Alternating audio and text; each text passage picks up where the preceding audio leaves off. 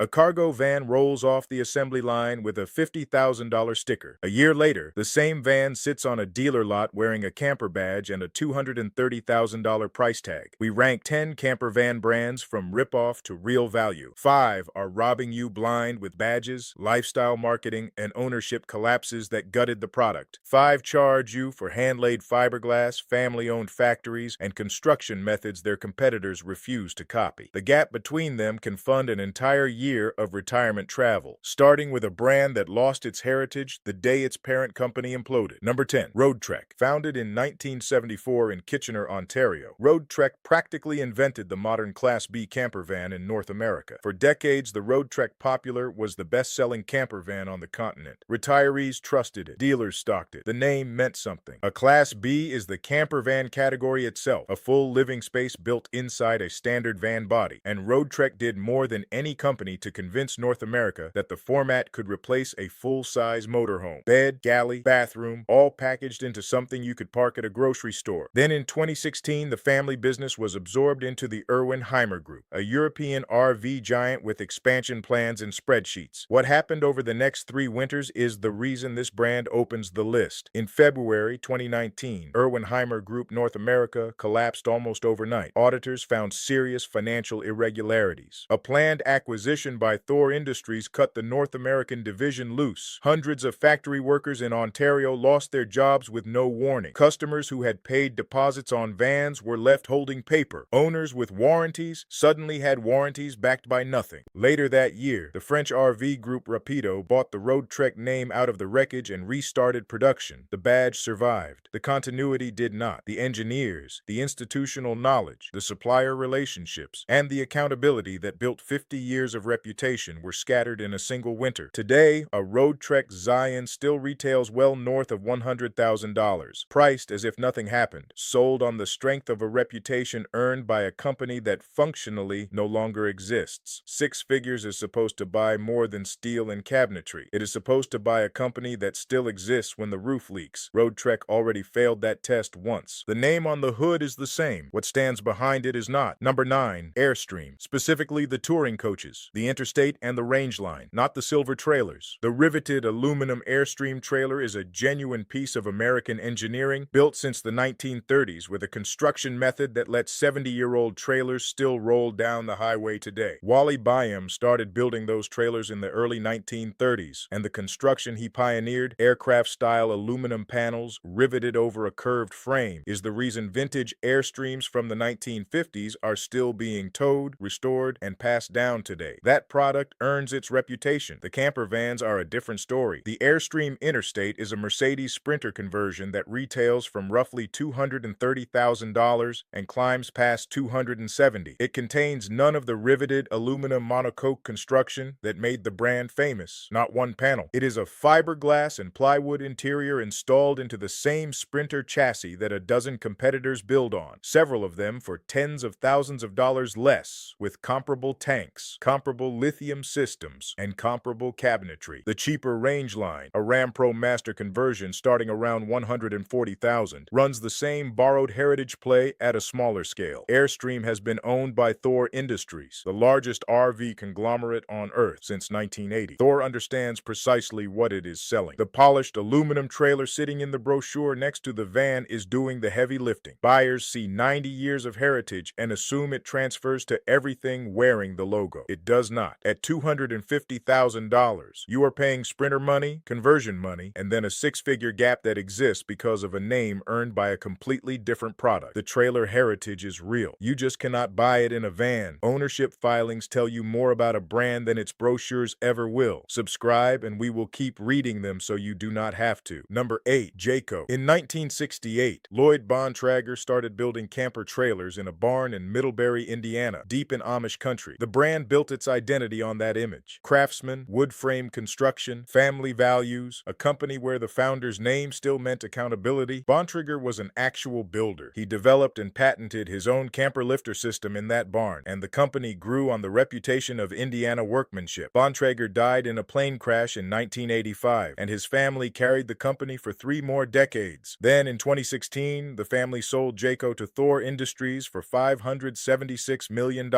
Today, Jayco is one brand inside a portfolio that includes Airstream, Keystone, Heartland, Dutchman, and more. The terrain camper van wears the Jayco badge at well past $150,000, with the Swift not far behind, and the marketing still leans on the Middlebury barn, the craftsmanship story, the family legacy, but the family is gone. The barn is a photograph. The vans are assembled inside a conglomerate that competes with itself across a dozen badges, where the pressure is quarterly, the components are sourced across the portfolio, and the loyalty belongs to shareholders. That is not automatically a bad van. It is a van with a story stapled to it that no longer describes the company making it. A heritage story can outlive the actual heritage by decades, and Thor paid $576 million for this one precisely because buyers keep believing it. Number 7. Storyteller Overland. Founded in 2018 in Birmingham, Alabama, which makes it younger than the leftover ketchup packets in most glove boxes. In under a decade, Storyteller built one of the loudest brands in the van world. The Mode Series stickers pass $215,000 on a Mercedes Sprinter chassis, and the company sells something else alongside it. A slogan, live free and explore endlessly. Branded apparel, meetups, ambassadors, social media adventure content, an identity you wear in the campground. The van itself is competent. Lithium power, a clever wet bath, solid components, a layout designed for weekend adventure rather than full-time living. But park it next to fully equipped Sprinter conversions from established builders selling for $30,000 to $50,000 less, and the specification sheet cannot explain the price gap. What explains it is the marketing budget baked into every unit. Storyteller is not primarily selling insulation values and tank capacities. It is selling membership in an adventure lifestyle to buyers who want the campground to know which tribe they belong to.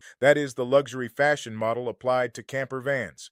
Take a functional product category, wrap it in identity, and charge for the wrapping. The buyers know the slogan before they know the tank capacity, and the company knows that is exactly the point. If the community is worth the premium to you, that is a choice. Just be honest about what the extra money buys. It buys the story on the side of the van, not the van. Number 6. Winnebago. The biggest name on this list and the clearest gap between badge and build. Winnebago, founded in 1958 in Forest City, Iowa, is the only RV brand that became a household word. People call every motorhome a Winnebago the way they call every tissue a Kleenex. That name is the single most valuable asset the company owns, and the camper vans prove it. The company that once put America on wheels in the 1960s and 1970s built its legend on motorhomes assembled in Iowa when nobody else was doing it at scale. That legend is now doing more work than the production line. The Travato and the Solis are built on the Ram ProMaster, a front-wheel drive commercial delivery van. The chassis underneath is the same vehicle contractors buy to haul drywall for around $50,000. Hold that $50,000 number, because it is about to more than triple. With the Winnebago conversion inside, the Travato retails around $170,000. That is $120,000 of conversion, dealer margin, and badge stacked on top of a delivery van. And this is where the badge stops helping you. Spend an evening on owner forums, and you will find years of documented complaints. Trim pieces loose on delivery, water intrusion, electrical gremlins, and warranty repairs stuck for months behind overloaded dealer service departments. The Solace, the cheaper pop-top model, carries the same pattern at a lower price point. Mass production at RV industry speed, sold through a dealer network that marks up and moves on, backed by a service system that owners describe as the worst part of ownership. None of this makes Winnebago the worst van on the road. It makes it the most expensive name relative to what is behind it. The flying W on the side is the most recognizable logo in any campground in America, and recognition is exactly what you are paying for. The drywall van underneath does not know it is famous. Those are the 5 brands charging you for a logo and a story. The next 5 charge you for resin, welded aluminum, and labor you can walk into a factory and watch. Number 5. Sportsmobile. In 1961, Charles Borsky started converting vans into campers, decades before anyone said the word van life. Sportsmobile invented the penthouse pop-top, the folding roof that gives a standard van full standing headroom and an upstairs bed, and every pop-top conversion since owes something to that design. The company pioneered serious 4-wheel drive camper conversions while the rest of the industry was still gluing carpet to walls. When you see a van crawling over rocks box in Utah with a top that folds flat for the highway, you are looking at Sportsmobile's idea, whoever built that particular copy. More than 60 years later, Sportsmobile is still family-run, still building in its own shops in California, Texas, and Indiana, and still building every van to order. You sit down, you spec the layout, and they build yours. Not a floor plan committee's guess at the average customer, your van. Prices vary enormously because the product does, from partial conversions on a van you already own to fully built 4x4 expedition rigs. But dollar for dollar, you are buying fabrication, not branding. There is no apparel line, no ambassador program, no slogan, just a shop floor with welders and cabinet makers and a customer file of repeat buyers who ordered their second and third vans from the same shop that built their first. Every trendy overland builder charging $250,000 is standing on ground Sportsmobile cleared 60 years ago. When you buy the original, the premium goes into the thing that made it the original. Number 4. Safari Condo, a family company from Quebec, Canada, founded in 1990, and one of the few van builders on the continent that behaves like an engineering firm. Safari Condo does not buy generic RV cabinets from a catalog and screw them into a Sprinter. It designs and manufactures its own lightweight aluminum-framed furniture and components in-house, because wood cabinetry is heavy, and weight is the enemy of everything a van does. Less weight means better fuel economy, less strain on the chassis, and interiors that do not rattle themselves apart on washboard roads. The furniture is built to aircraft logic rather than furniture logic, and you feel the difference the first time you drive a loaded van up a mountain grade. The same obsession produced the Alto, a teardrop-shaped travel trailer with a retractable roof so aerodynamic it became a cult product across North America and put the little Quebec factory on the map. Here is what tells you everything. Safari Condo barely advertises, and for years buyers have waited months, sometimes longer, for a build slot. The order book is the marketing, and despite the engineering, its vans have consistently sold for less than comparable American conversions, not more. That combination almost never happens. It means the company is pricing the product off its costs instead of pricing the badge off your emotions. A waitlist with no ad budget is the most honest review a company can get. Thousands of buyers did their own research, compared the builds, compared the prices, arrived at the same answer, and got in line behind each other. Number 3. Advanced RV. This name has almost no recognition outside a small circle of serious owners, and the company likes it that way. Advanced RV, based in Willoughby, Ohio, does not advertise. There are no dealerships, no inventory lots, no sales commissions. The company was founded in 2012 by Mike Neundorfer, an engineer who sold his industrial technology firm and decided to build the camper van he could not buy. Every van is fully custom, designed with the client, and built one at a time in a single Ohio facility by the same team that will answer the phone when you call years later. Clients fly in during the build, walk the floor, and make decisions with the people holding the tools. Many name their vans, and the company documents the build so thoroughly that owners know their own wiring diagrams. The company pushed massive lithium battery systems and all-electric coaches years before the big brands caught on, eliminating propane entirely. These are not cheap vans. A finished advanced RV build can cost more than a Winnebago and an Airstream combined, but judge it by where each dollar lands. At the badge brands, a large share of your money evaporates into marketing, dealer margin, and corporate overhead before a single screw is turned. Here, the money is standing on the shop floor in Willoughby, in labor hours and components you can walk in and watch being installed. No middlemen, no ad campaigns, no ownership carousel. Just an engineer's shop where the product is the entire business. Number 2. Coach House. Since 1985, one family-owned factory in Nokomis, Florida, has been doing something no major competitor copies. Coach House builds its camper van bodies as a single piece of hand-laid fiberglass. One continuous molded shell, laminated by hand with no seams. Understand why that matters. Almost every RV on the road is a box assembled from panels, and every joint between those panels is caulked, taped, and sealed. Seals age. Seals fail. Water intrusion is the slow death of the entire industry. It is the reason 10-year-old rigs rot from the inside while their owners crawl across the roof twice a year chasing leaks with tubes of sealant, and it is the single biggest reason RVs depreciate the way they do. A one-piece shell has no seams to fail. It is the same logic that makes a fiberglass boat hull outlast a plywood one. The process is slow, labor-intensive, and expensive, and it has to be done by workers who know what they are doing, which is exactly why the volume manufacturers will not do it. Their business model needs speed. Coach House Platinum models retail in the same territory as an Airstream Interstate, but the money sits in opposite places. choices. One price buys a badge on a conventional conversion. The other buys a construction method that takes days of skilled labor per shell and pays you back over decades of dry interiors. Owners keep these vans for 20 years and pass them on, and the used market prices them accordingly. The company invented its moat with resin and cloth, and it never needed a logo to defend it. And finally, number 1, Pleasure Way. Founded in 1986 by Merv Rumpel in Saskatoon, Saskatchewan, and still owned and run by the Rumpel family today, with his son Dean at the helm. One family, one factory, 4 decades, 0 ownership changes. Every van is hand-built in Saskatoon at a deliberately limited pace because the family has repeatedly chosen quality control over volume, the exact opposite of the conglomerate playbook. Cabinetry is built in-house. Vans are inspected by people whose last name is on the building. When the RV industry boomed during the pandemic and every conglomerate raced to shove product out the door, Pleasureway held its pace, and the quality gap that followed across the industry proved the family right. Now, put the vans side by side. A Storyteller mode or an Airstream Interstate on the Sprinter chassis runs from $210,000 to over $270,000. A Pleasureway Plateau on the same Mercedes chassis, hand-built with premium cabinetry and lithium power, costs tens of thousands less. The Tofino Pop Top starts around $100,000, and the strongest number in this entire video only shows up after you sell. Pleasureway vans hold their resale value about as well as anything in the class because used buyers know exactly what they are getting and line up for it. Depreciation is the biggest cost of RV ownership, bigger than fuel, bigger than campground fees, and this is the brand that quietly minimizes it. A 10-year-old Pleasureway in good condition sells fast and sells high, which means the real cost of owning one, purchase price minus what you get back, embarrasses every badge brand on this list. A family that answers for its product by name. A van that costs less than the badge brands going in and is worth more coming out. The math is not close. That is why Pleasureway is number 1. 10 brands, same highway, same campgrounds, same closet-sized bathrooms. On one side, a heritage story that outlived the heritage, a lifestyle photo shoot, and a badge doing the work the factory used to do. On the other, hand-laid fiberglass, welded aluminum, and a family name that still signs the warranty. The difference is not the logo on the hood. It is what happens 10 years and 100,000 miles from now. Subscribe if you want more of this. And if you have owned any brand on this list, drop a comment and tell us how it held up. Those stories help every buyer watching. If you want to see which RV brands are secretly built to fall apart, watch that video next. If you want to know which truck brands are overcharging you the same way, watch our other video. Both are on screen.